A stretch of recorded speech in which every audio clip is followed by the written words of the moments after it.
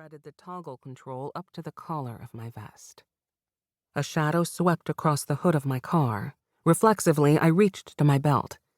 But it was only a bird, sweeping low across the road, so low that its feathers nearly brushed my windshield. My heart rose in my throat at the magnificence of it. A great blue heron, wings moving in slow motion as it flew across the road and vanished in the forest. A gunshot rang out in the direction of that gravel driveway winding down into a shady valley. I sucked in my breath. Shit. I lunged out of the car, drawing my gun with my right hand and keying my radio with my left. This is L4, 52A. 52A at 7071 Strouds Road. Copy L4, hold your position. Backup is 5 miles away. 5 miles was an eternity. Some unlucky woman could be bleeding out on her kitchen floor while her husband was booking it out the back door. That vision was clear for me, clear as a movie playing out behind my mind's eye. A woman lying on a crusty linoleum floor, fingers twitching as the last of her air whistled through her ruined lungs. I gritted my teeth. I couldn't let that happen. I tried to be a good cop who always followed the rules, but someone needed me more than the rules needed me to follow them. Aiming my gun at the ground, I stalked down the gravel drive. My boots crunched in the pale gray rock, while the birds screamed around me. The canopy of the forest closed over my head, casting me in shadow. Sweat prickled on my brow as I came into view of a tiny yellow bungalow with algae-streaked siding. Its roof was covered in moss. A brand-new pickup truck was parked out front, and I scanned the area for a propane tank. If I had to use my weapon, I sure as hell didn't want to hit that. I advanced upon the shiny red pickup, approaching the driver's side. I saw no movement in the mirror. I drew down and aimed my gun into the cab. The window was down, but no one was there. Keys dangled in the ignition. I didn't know what kind of clusterfuck I was walking into, but I didn't want any perps or witnesses to drive off.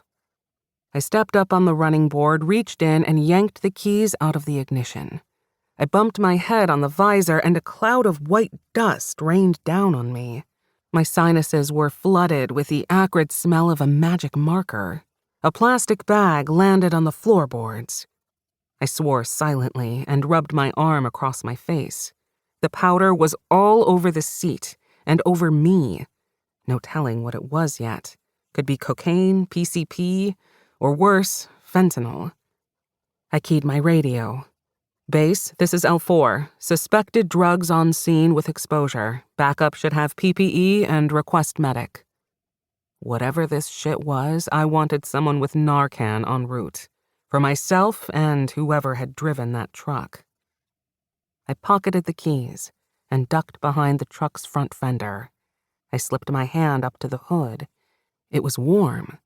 Likely the conflict inside hadn't been going on long, but long enough for a gunshot to punctuate it. I projected my voice toward the house. Bayern County Sheriff's Office. We need to talk.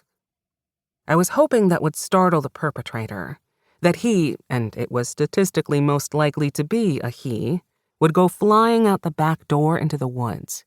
If he came out the front, the truck was between him and me. Worst case scenario would be him taking a hostage. Best case, he thought the woods were crawling with cops. The screen door banged open, and a mid-30s man in jeans and a black t-shirt strode down the slimy wooden steps. He held a shotgun in his hands. He was breathing fast, glowering, panicked. It's all right, I called. Put down the gun and we'll talk, okay? My radio chattered, but I wasn't listening. I was watching the guy pump the shotgun. I sucked in my breath, hoping to hell he wasn't going to shoot at his shiny new truck. His shoes crunched in the gravel. I backed up and scuttled around the edge of the bumper, gun raised. My pulse was pounding in my forehead, and I flipped the safety off. She fucking cheated on me, he was muttering. She fucking